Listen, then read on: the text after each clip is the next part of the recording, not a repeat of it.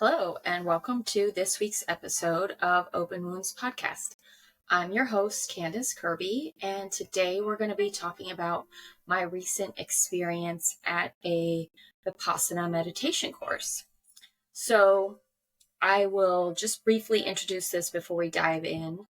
I was introduced to the concept of Vipassana meditation by an old roommate. She had gone to a course many years ago and told me a little bit about it, and I found the concept intriguing. So I had applied to go back in 2020 and it was canceled because of the pandemic, but it reopened and I decided to try it out this fall. And I'd like to share my experience with you to give you some insight if you're curious about different types of meditation, or if you're curious about these retreats, quote unquote, and share with you my experience as somebody who has complex PTSD, as well as somebody who's done a lot of different types of meditation. So you can learn more about it in our episode today. Please like, subscribe, share if you know anybody that will benefit from this information. And let's get right into it. All right. So I found the Vipassana meditation course's Facebook group.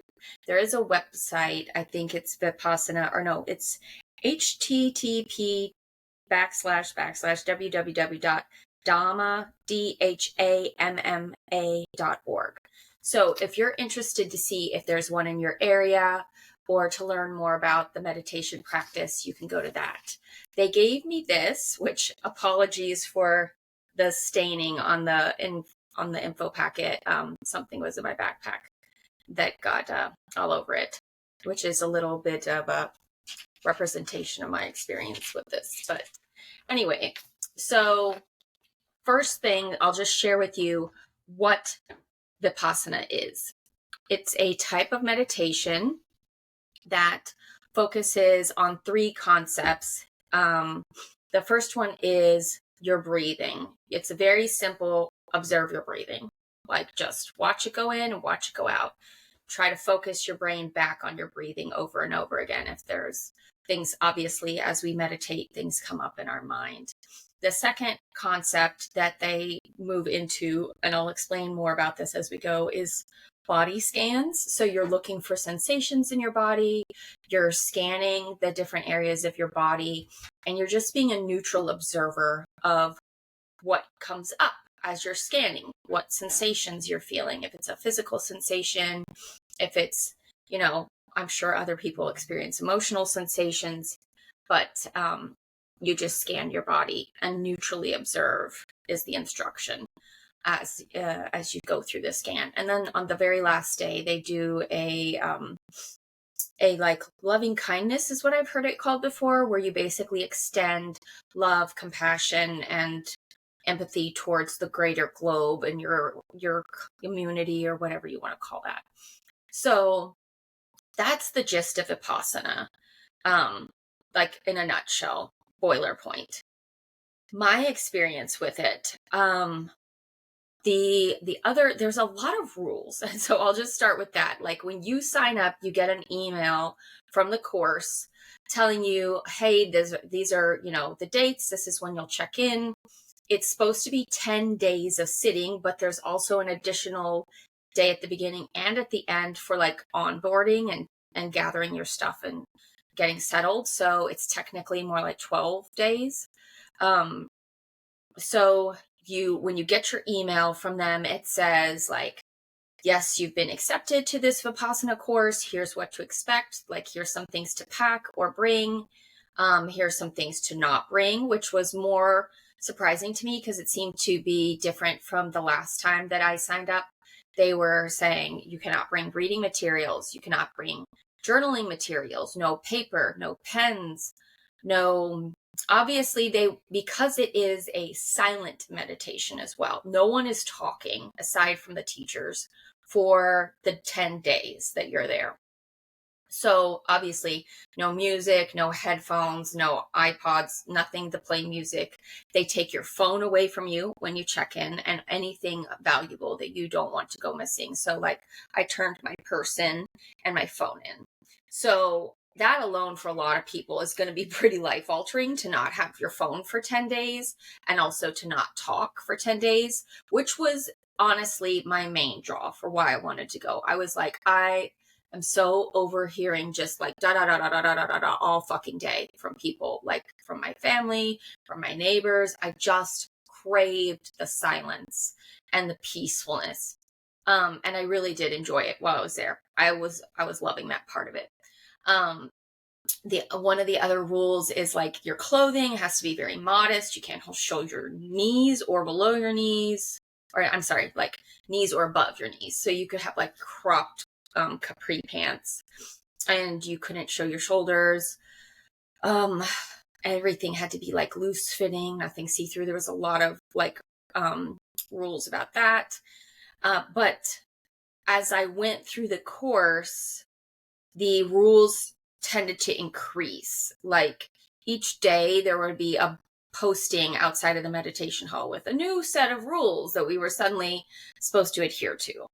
So you do get in your email like some brief information, but it's definitely not all encompassing. I can see how it's 10, actually more like 12 days. How are they going to address every single thing that could come up within that amount of time with this many people? It's open to males and females, and they separate you by male and female. So if that's something that you're just kind of like, oh, I'm not comfortable being around guys or dorming with guys. Oh, I forgot to mention it's completely free. It's donation based. So it's hosted at like a campground usually. I did find out when I was there, though, that they have these globally, and there are some locations, apparently there's one in Texas, that's actually like you get your own room and your own bathroom, and it's much more like bougie than what I experienced. So you're getting information before you go that's like, please prepare to be there for the 10 days. You're not supposed to leave. We really want you to commit to this.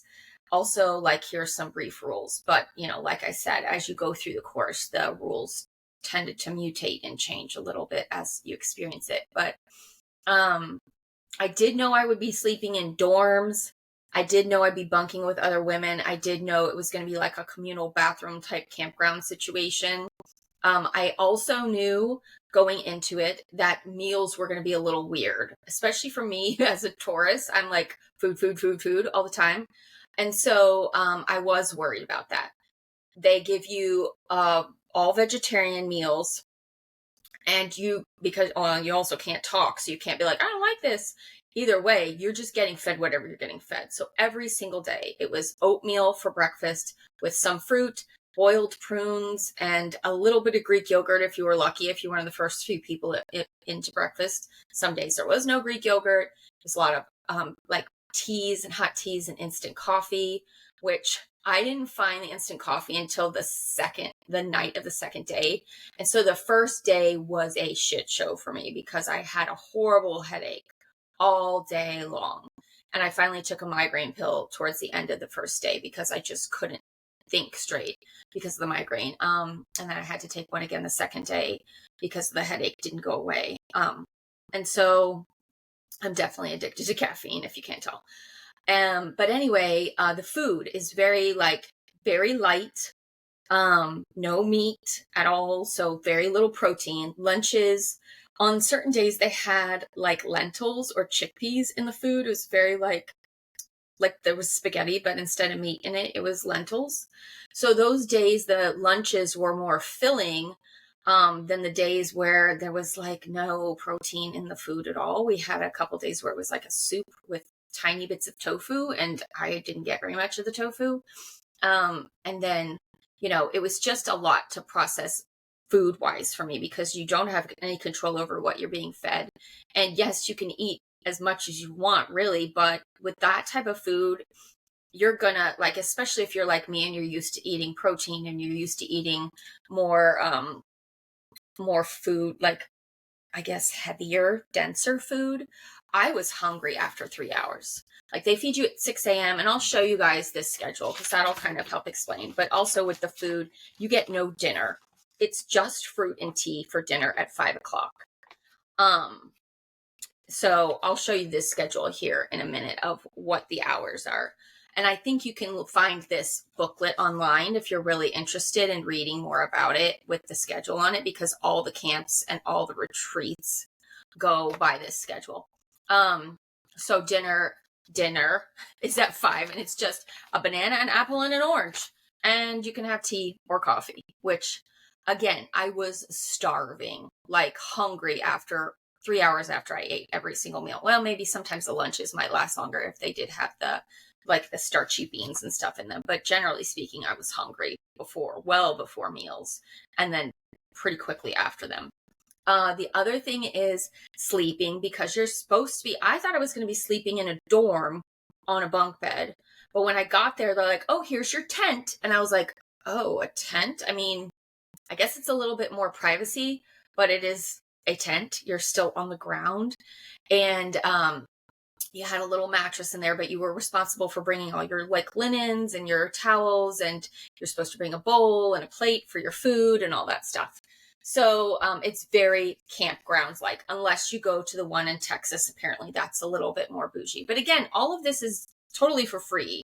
It's by donations, very similar to like a nonprofit or a church. So I didn't expect it to be lavish in any means because it's free.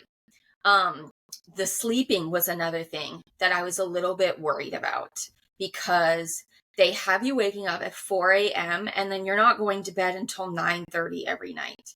And that is, to me, just not enough sleep. Like, that's 7 hours if you're lucky, if you like fall asleep right away. You could take a nap at the lunchtime break, but it's middle of the day and it's hot. And so I realized the first day sleeping in my tent was boiling, like from 10 a.m. to 4 p.m., very hot. So if I took a nap, I woke up drenched in sweat. And so then my mood is off and I'm hot and I'm angry and I'm sweaty and I'm getting a heat rash. And it's just like all downhill from there. The other thing at our camp specifically, we were up in the mountains of Waianae on Oahu, and there's these wind gusts that come through. So I would be in my tent trying to sleep at night, and the wind gusts would just shake my whole tent and bang it into me and wake me up. So I was not getting good quality sleep. I was hungry the whole time. And so these things obviously start to wear on you. It's like this low level stress that's just going to be chronically irritating you. So the meditations, like, again, you wake up. Let me see if I can get this to come into view. You wake up at 4 a.m. You start meditation at 4:30. I don't know if this is going to be blurry or not. I might try to copy and paste this and put it in the show notes. 4:30 to 6:30 is a meditation. Then there's a breakfast break from 6:30 to 8, which again, you could take a little nap at that point if you really wanted to, which I usually did. Again, group meditation in the hall. The meditations, some of them were like, oh, you don't have to come in and meditate right now. You only have to come in and meditate for, well, they said 3 sessions, but it was really more than that. 8 a.m. to 9 a.m., 2:30 to 3:30, and then from 6 to 9, you had to be in the hall with everybody else, or they would come and like bang on your tent and be like, hello, time to go. The problem was, though, is yes, you're allowed to be not in the meditation hall at 4:30 to 6:30 or from like 9 to 11. But when I was in my tent, it's fucking hot. So who wants to sit in there and just sweat and try to meditate as you're drenching yourself in sweat, right? So I learned really quickly it was no fun to be in the tent trying to meditate in the tent and practice these things on your own. Obviously, like when you're in the hall is air conditioned, which was nice, but the way they sit you all in, like they sit you in rows, in groups, women on one side, men on the other. The whole camp, I think, as I said, was separated by men and women. So the men's sleeping quarters were completely separate. Their bathroom was separate. They ate separate. We really never saw the men except when we all entered the hall.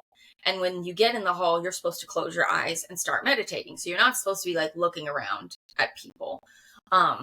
Or interacting with them anyway. There was a lot of prohibitions, like no sign language, no motioning, no like waving, no writing notes to people. Obviously, you're not supposed to bring paper or pen anyway, but there was communication was completely strictly prohibited.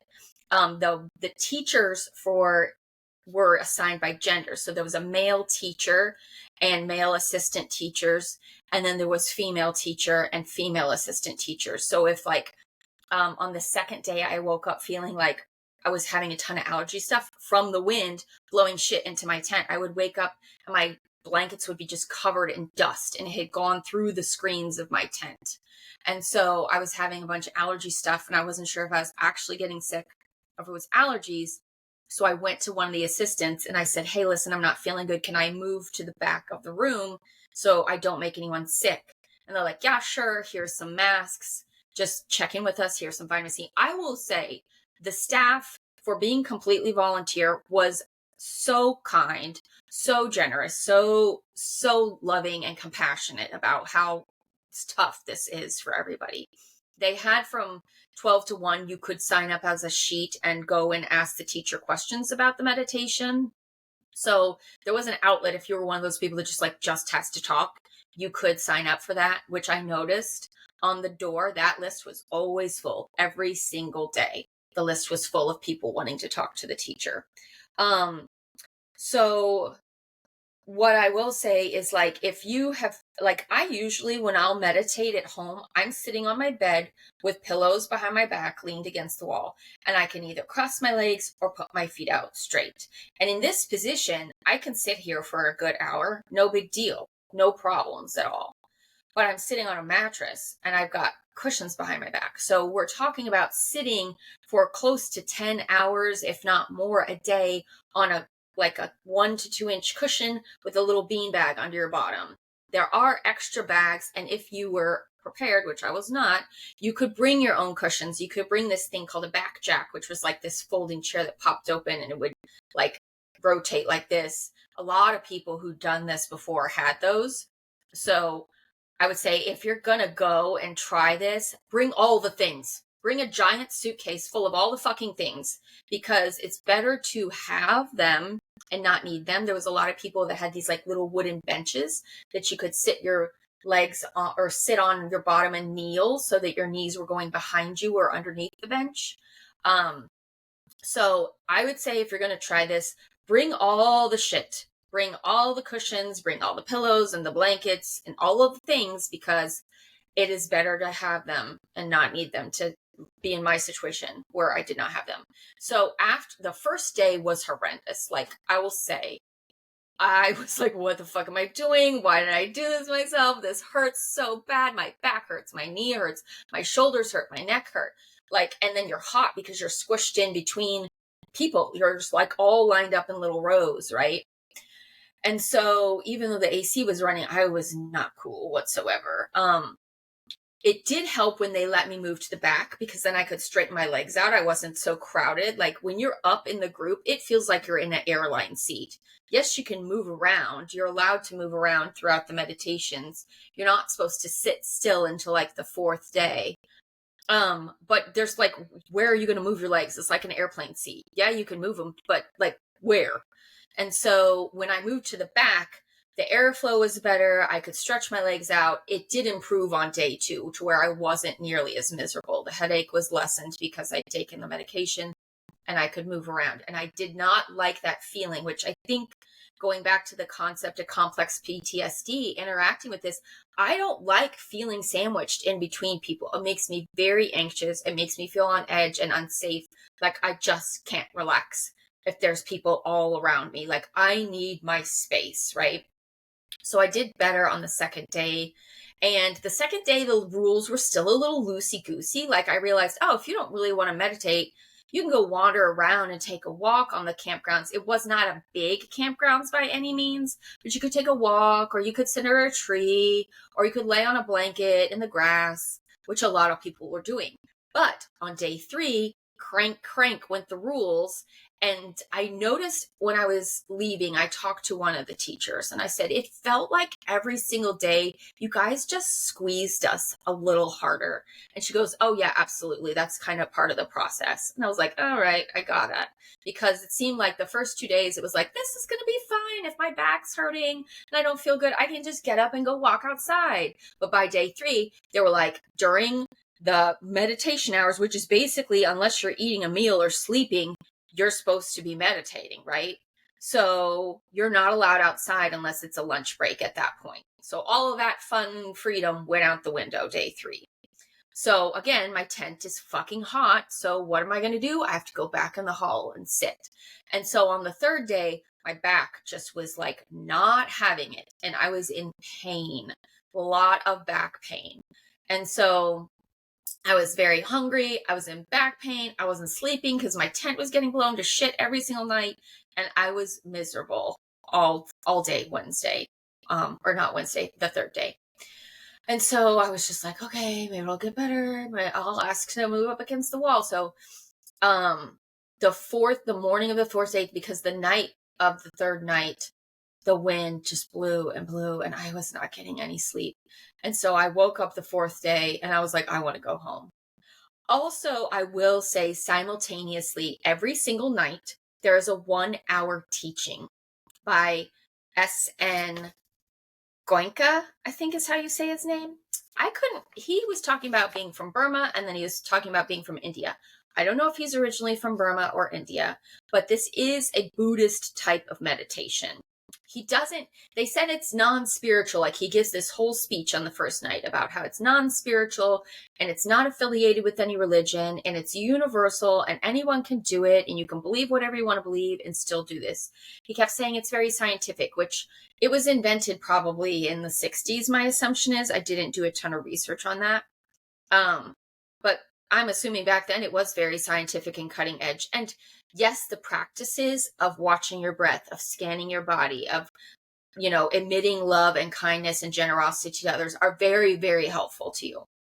I will say though, the research we have found in the last decade about sitting and about, what was the other thing? Sleep are contradictory to this shit. Like you need your sleep and you don't need to be sitting all day long. Like anything imbalanced is not good. We don't want to be standing solid, all day long for a 10-hour shift at work. And we don't need to be sitting at our desks all day long for an 8-hour shift at work, right? Like neither one of those are good. We need to be able to get up and move. And so they kind of were like, yeah, you can get up and move, but you're basically moving from the hall to your tent or your tent back to your hall, or you can walk to the bathroom. Then you got to go back and sit down again. So I had a little bit, like as he started to get into his teachings each night, I started to have a little bit of my like religious trauma flags start coming up where I was like, I don't like what he's saying. I don't agree with that. Like, I think it was the 2nd night. He was talking about why are we doing this? And the why was like, we're full of impurities and we need to cleanse ourselves to elevate and to become enlightened. And if we don't clean our pus out of our deep, dark disgustingness, we can never become our fully enlightened self. And I was like, that directly goes against inner child work. It goes against shadow integration work, and it goes against internal family systems work. It goes against self-love and self-acceptance. And I mean, obviously, all these things are within reason. Like, if you're a serial killer, you can still love yourself, but you need to stop killing, right? Like, I'm not talking about that shit. I'm talking about, like, if we're sitting there going, oh, I'm disgusting. I'm full of pus. I need to change myself and cleanse myself so I can be good enough to be enlightened. That's bullshit. Like, I just call bullshit on that right there. And so the combination of being hungry, being tired, my back killing me, and then these teachings, I was just like, I don't want to be here anymore. Like, I see what it is. I get the idea. I really, really have thoroughly enjoyed not talking to people. And it was so peaceful and quiet up there in the mountains. It was just very, like, there was some residual noises from far away, but because it was such a big piece of land, that campground is owned by the Seventh-day Adventists. So it's a big campground. It's very peaceful. I loved that part of it. I loved not having my phone. I loved not having to deal with work emails or crazy bullshit drama. Like, I loved that part of it. So there was a wrestling within me. Every night I would be in my tent and be like, I do not miss doing the laundry. I do not miss driving my car. I do not miss having to deal with emails and this work stress. And so it kept me there longer than I probably would have if I had just been like on day 1, like, oh, I don't want to be here. This is not my cup of tea. So on day 4, I got up and I went to the teacher and I said, I want to leave. I said, my back is killing me. I'm hungry all the time. I am not sleeping. It's hot as fuck in my tent. I'm getting blown to smithereens by this wind. I want to leave. And I was like, I'm not going to get into you like the philosophy and like a theological debate over this man's teachings, because I was like, that's beside the point right now. And I don't think I'm going to be able to convince anybody of that if they're like, they're teaching it. Clearly, the people that were there teaching and volunteering, you had to have already gone through the process to be there to teach. And so these people have been doing this for decades, these meditations, and they were very committed to the concepts. And so when I met with her, I was like, I don't know, I want to go. And she was like, well, let's get you some more food. We can give you some dinner and you can have snacks in between. And I was like, okay. And then she's like, and then we'll move you. We'll move you from your tent into one of the dorms. There's bunk beds in some of the dorms that no one's in. You can have a bunk bed. And I was like, all right, they're trying to get me to stay. I get that. They don't want to see people leave. They really want you to be able to work through these things. And so I was like, okay, I'll give it an old college try. And she was like, and if your back is bothering, you can sit and lean up against the back wall. So I was like, okay, cool. They've given me accommodations for my back pain, accommodations for my hunger, and for the not sleeping. I will say having extra food like snacks and having a proper dinner made a huge difference. Like I was okay at that point with the food. And moving into the dormitories, I would have probably been okay at that point. But at this point, we'd reached a tipping point with my back to where I had aggravated my sciatica and my muscles and everything in my back so bad that it was not stopping. Like on night 4, it basically went from like, I'm hurting when I'm sitting to I'm hurting almost all the time now. Unless I'm walking and moving around, I'm in pain. And so the pain was waking me up all night long, even being on the bunk bed in the dormitory. And to the point where it was like a gaspy kind of like pain when I would move a certain way. Like if I would try to roll over or move my leg, it would just like rack my body with pain. And so I will say this, I had endometriosis for decades. I had my appendix out. I've had like surgeries for many things. And this was bad. This was really like a 10 out of 10 pain. And so day 5, I woke up and I'm like, I just can't do this. It was a breaking point for me. The pain was literally like, what am I doing to myself? Why am I here? Like, I can meditate like this at home. I don't need to suffer. And that was the other thing. The teaching I think he talked about on night 4 was like, hey, we get that making you sit like this all day long fucking hurts and is bothering your body. And we're doing it on purpose because you need to learn to overcome your pain. And that's when I was like, fuck this. I was like, I wholeheartedly do not agree with that concept. We as a society have so much suffering. The globe, people all over the world, it doesn't matter how privileged you are or how much money you have or how sweet your life has been. You're gonna have trauma. You're gonna have pain. You're gonna have suffering. I do not believe that we need to intentionally make ourselves suffer to have something to overcome, which is what they were saying. Like, we're going to make you sit here for hours on end so that your body's screaming in pain and you feel like you're being tortured so that you can think about something else. And I'm like, no, that's crap. That's fucking crap. And so I think it was that mixing with my body literally being like, we are done here. Something that came up during this whole process was like, would you do this to your child? Would you treat your own child this way and make them sit in pain for hours on end? No, you wouldn't do that unless you're a psychopath or an abusive parent or you're like projecting onto yourself like your own.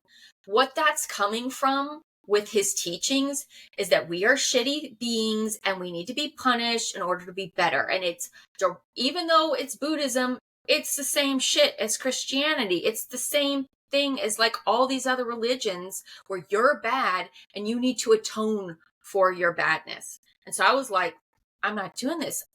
The thing that came to me, and even now it's hard to say, is like, I love myself too much to do this to myself. Like, I'm not going to do this to myself anymore.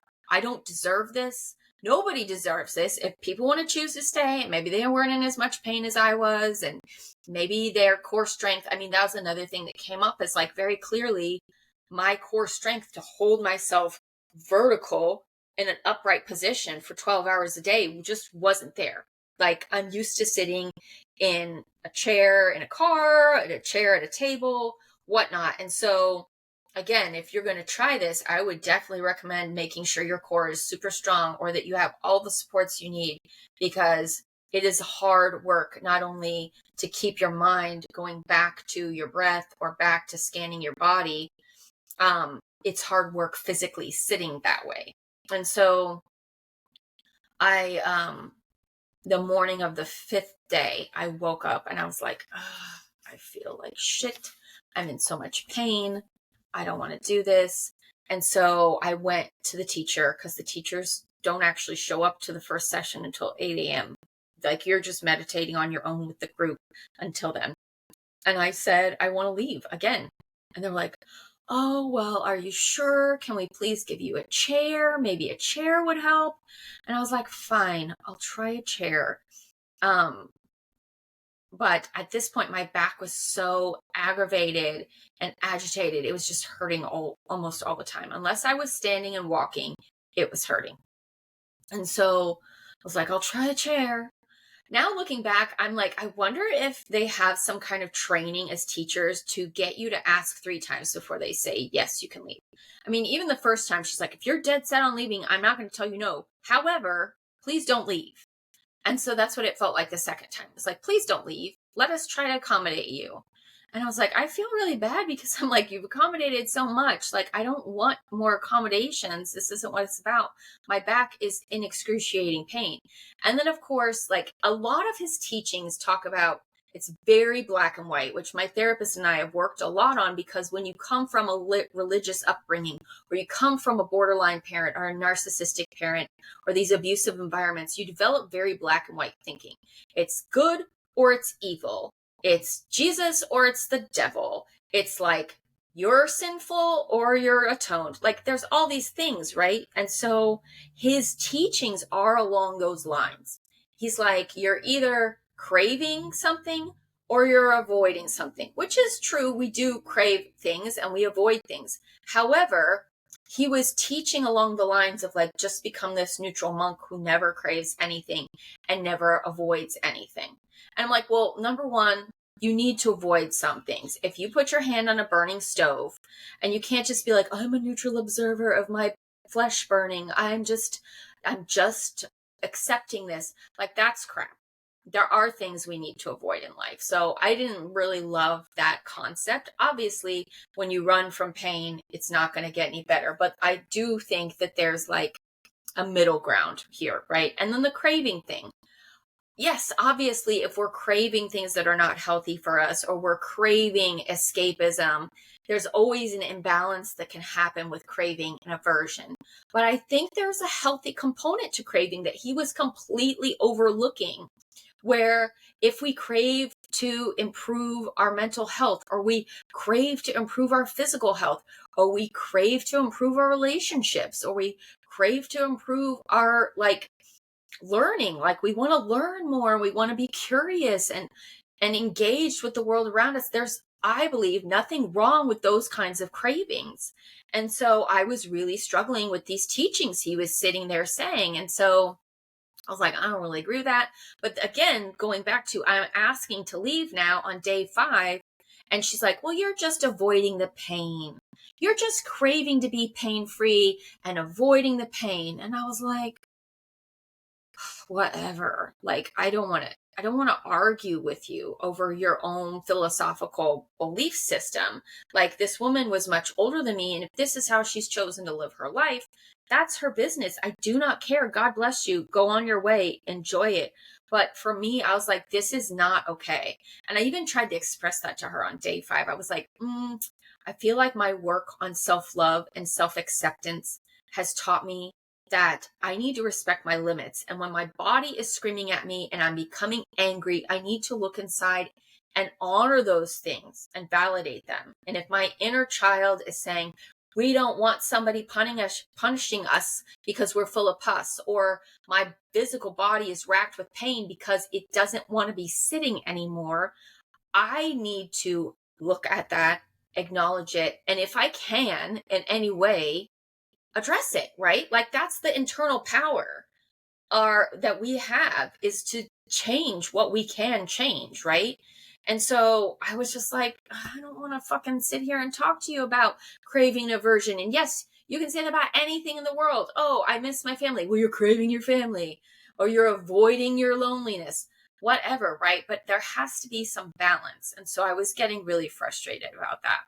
And so, and I'm still like, I'm home now many days later, and this is exactly still how I feel. It's not like once I got home, all my feelings changed. No, I am still in pain. My back is still hurting. My shoulder is still hurting, and my neck, it's hard for me to sleep still, even on my own bed at home, because the pain is not alleviated. I'm going to seek like an acupuncturist or massage person this week, possibly chiropractor, to see if it can kind of like reset. But back to like asking to leave, they were finally, after I did the chair thing, and I was like telling them, I'm like, I am in excruciating pain. Like my left leg is going numb now. Like, okay, cool. My left leg's numb. Great. And she's like, okay, well, it sounds like your sciatica or something. She's like, well, you can go ahead and go, but we would ask that you wait until one of the mandatory sits so that everyone's in the hall and you don't cause like this big ruckus of like, ooh, somebody's leaving and we can't talk about it, but we're all going to get like wigged out over it, right? And so I was like, okay, I can respect that. I will leave at the 8 p.m. sit when everybody has to be in the hall, and that way no one will see. So I got my Uber and I left. Part of me leaving though was I think it was good because one of the counselors there, one of the assistant teachers, and I got to talk, and she has a lot of experience with trauma-informed care. She works with veterans. I asked her to be on the podcast, so I'm going to have her come on and talk about her experience with Vipassana, because she loves it and she swears by it and she thinks it's great, and she's done it like 10 times or something. And so I'm going to have her come on and share on a future episode so you can get like an opposite perspective of mine about why Vipassana could be really beneficial to somebody. I don't think that there's anything wrong with these meditation concepts. Like if you were to watch Vipassana videos or learn the technique, I think they can be very beneficial for helping you learn to calm your mind, stop the racing thoughts type of thing. The body scan, I will point out intuitively what came up for me during the body scan. So you're scanning your body, looking for any sensation. Tingling, is it a numb feeling? Is it a throbbing feeling? Is it pain? Is it not pain? Like whatever sensation. You start at your top and you go down to your toes. And then once you get to your toes, you come back up again, scanning the reverse order. And initially I was like, okay, I'm scanning, I'm feeling these sensations. And when I would come to a sensation of pain or suffering in my body, I would naturally want to comfort it, to be like, it's okay, just breathe, we're going to be okay, this pain is only temporary, which again is part of the body scan process, so that when you're scanning, you can realize, oh, last time I scanned this area, it felt this way, and now it feels this way. The pain is temporary. Usually, for most people, the pain is transient. It's going to move through us, change, transform, shift, right? And so the pain in the body during the body scan, I was naturally wanting to comfort myself and be like, it's going to be okay. I'm showing you love. I'm showing you compassion, this area of my body that's feeling pain. But he wasn't saying that on the screen when he was teaching us. And during his words, there's some audios you listen to that he cues you up before you meditate. And he was like, neutral observer, neutral observer, neutral observer. Do not engage with the thing that you're observing. Just look at it and move on. And so it was like, again, with the self-compassion and the self-love, why do I feel inclined to comfort and nurture myself in these ways? And so partially later on, I was like, is it because he's a dude? Like, I don't know. Maybe he's not that nurturing or compassionate of a person. Maybe this is a female thing that I feel more nurturing and compassionate towards myself. But I really now, like now that I'm out of all of this, I do feel like this is a lot of the self-work I've done on learning to love myself, learning to accept myself, learning to reparent myself, where I wanted to comfort those parts in my body that were hurting, that were aching, that were not feeling good, right? And so that was another thing where I was like, this meditation's good, but it's almost like it's taking you like 75% of the way, when if you just added something else onto the end of it or combined it with another modality, it really could be a cool tool to have. So, I went on day 5. I mean, it was the end of day 5. So technically I watched his video on day 5 and then left right before the last 1-hour meditation. So I basically made it until like almost day 6. So maybe that makes me a failure. I don't fucking care. Like, I had to do what I had was best for me at that point. And I told them as, as they were like debriefing me, I was like, if I stay, I'm staying here to make you happy at this point. I'm not staying for myself. I'm staying because you keep asking me to, because I don't want to be here anymore. I feel like if I had never done any internal evaluation work, or had never done EMDR and cognitive behavior therapy and DBT and all these other things that I've done, then maybe this would have been pretty revolutionary for me. Like, having to just sit and feel whatever comes up in your body, think whatever, like process whatever thoughts are coming up in your body. It probably would have been like, whoa, a lot's coming forward. But for me, it wasn't that much stuff coming forward. Now, I will say, as somebody who's pretty creative in my job and in my career, my brain was just full of ideas. As soon as I was able to sit down with the silence and the peace, I was like, oh, I could do this.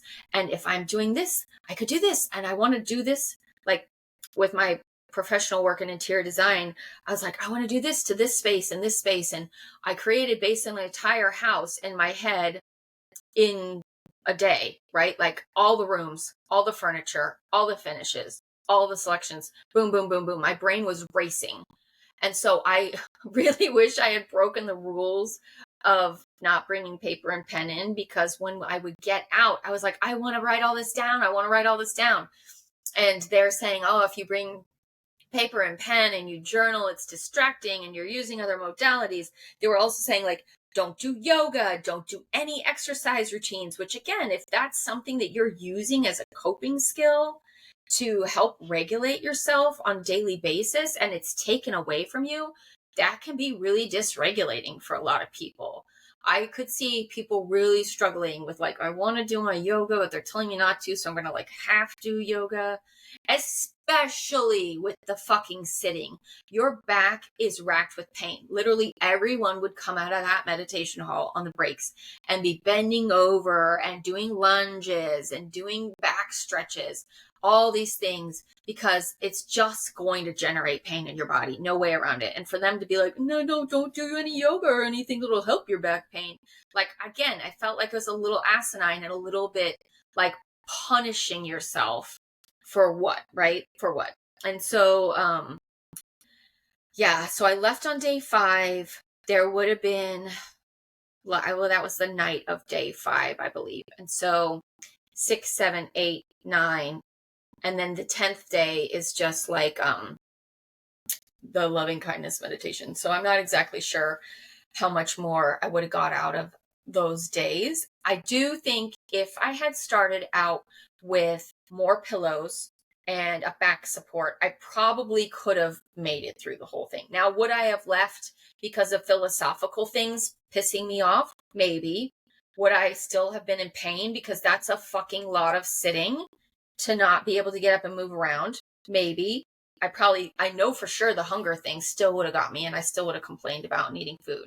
That was another thing. I had planned on smuggling in some snacks, but I was so stressed out on the day I was flying out that I completely forgot to bring them. And I said something to her about that. And she's like, well, we don't allow you to have snacks anyway in your dorms or in your bunk rooms. So I was just like, again, why? Why are we making this so difficult? There is so much suffering inherent in our existence on this planet. To go and make this harder than it needs to be. This meditation, sitting with your thoughts and redirecting your brain to your breath or your body scan over and over again all day long, is hard. It's very hard. And so why do we need to add on to that? By taking away people's food and taking away their sleep and taking away their coping skills, like being able to journal their feelings. Like, I think if a bunch of emotional shit had been coming up for me and I couldn't journal it, that would have been really awful. Like, because then there's no outlet. Number one, you can't talk because some people are verbal processors, right? Like, so if stuff's coming up, it really helps them to talk, which I feel like that I can fall into that category. So even sometimes if we're not doing work in my therapy sessions, I'm just processing verbally what I've experienced and kind of getting it out of myself. So you can't talk, you can't write down, you can't call home for support. Like, there's a lot of things where I'm just like, I really think that this meditation could be taught in 3 days. Like the breath, watching your breathing could be a day, body scans could be a day, and then the final day could be for the loving kindness, like expanding your compassion towards other could have been a final day. I don't really understand even now what the point of making somebody stay for 10 full days is. Now I get like 10 full days of not having your phone, 10 full days of being away from your family and things that trigger you, like your job or your environment, probably is really helpful. But I stand by this thing that, like, we do not need to make this harder than it already is. Like, for what? Please. Like, so again, if I were to do this over again, I probably would have still gone just because I was super curious about this whole thing and I really wanted to see what it was like. But I just don't abide by this whole, like, you're a bad, inherently, like, flawed person and you need to cleanse yourself in order to ascend.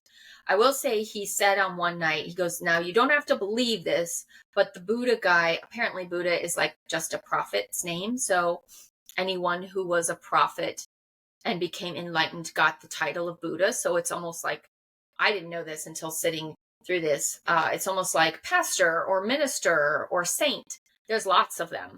I thought there was just one Buddha, but wrong. And so the Buddha guy that invented this was saying that if you can detach from your craving and from your reactions, basically becoming non-reactionary. We don't react to our cravings and we don't react to our avoidances. We just become this neutral observer. He said that you will clear out all your karmic debt and you won't reincarnate again. So there is some kind of underlying thing that they're telling people, like, ooh, if you can do this and you can master this, you won't have to reincarnate back here again. Which I feel like if you believe in reincarnation, that's a pretty dangly carrot, right? Like, ooh, this earth suit that we're experiencing this in sucks a lot of the time. So maybe I wouldn't want to have to live through this again. And I do think that there is value in becoming a neutral observer where you can take a step back and instead of being like, oh my God, I'm so mad, or, oh my God, I'm going to cry. Like, if you can just take a beat and observe things neutrally before you respond, give yourself time to process, there is value in that. But it's not the be all end all. And it's not where we should stop. I think that there's another step after you've given yourself time to neutrally observe what's coming up. If it's a trigger, if it's an external circumstance that's out of our control, if it's something that's happening in our body or our emotions, giving ourselves a bit of time to sit and be like, okay, this is happening. Let me just sit with it. Not going to react, not going to do anything right now. And then from that calm place, I think that the next step is to take an action or process or do something. But he ends it as like, just be a neutral observer. And I'm like, well, that doesn't really work in real life either, because, like, let's say you get served with a lawsuit. Somebody decides to sue you over something. And you're just like, I'm a neutral observer of my lawsuit. Well, how does that help you? yes, it's good to not react and freak the fuck out and call everybody and cry and like spaz, but you also need to go get an attorney or figure out, are you going to represent yourself? Figure out when your court date is, figure out who's the judge over your case. Do you need to provide evidence to rebuff this thing that someone's suing you? You can't just end with like neutral observing everything in your life. There are times where you can observe, you can become calm, you can get through it, but then you do need to take another step. There needs to be an action, especially when we're dealing with internal things. If I'm just neutrally observing my emotions, oh, well, there's anger.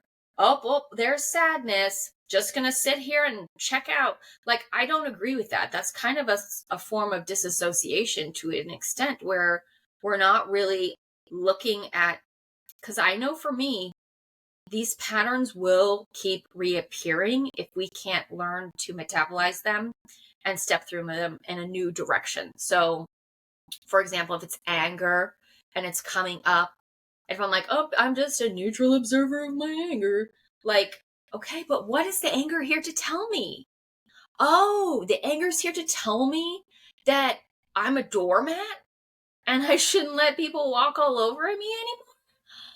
Oh, now I'm going to set a boundary and I'm not going to let that person talk to me, or I'm going to fire that client, or I'm going to quit that job, or I'm going to end this relationship with this person who's abusive to me. These things are not just here for us to neutrally observe. They are here for us to metabolize, to process, and then to do something about them. Like if you are experiencing depression, anxiety, fear, anger, anything, right? On the little chart with all the faces on it, like, and you point to it with your therapist and say, this is my feeling I'm feeling today. It's there for a reason. It is like, beep, beep, beep, beep, beep, beep, beep. Look at me, look at me, look at me. And it's, if we just neutrally observe it, it's not going to go away. That lesson is going to come back to us in a different body, in a different scenario, a different situation, until we learn what it is that we're needing to course correct in order to become the version of ourselves that we're trying to create in this world. So I really hope that you guys kind of saw my experience with the Vipassana sit. They call it a retreat. I would never, under any circumstances, call this a retreat. There's nothing retreat about it. Like, yes, it's silent. It is a meditation course. It's a sit. Some people will call it a 10-day sit. That's more accurate. I would not call it a retreat. But if you have any questions, you can email us at openwoundspodcast@gmail.com. You can also DM us on Instagram.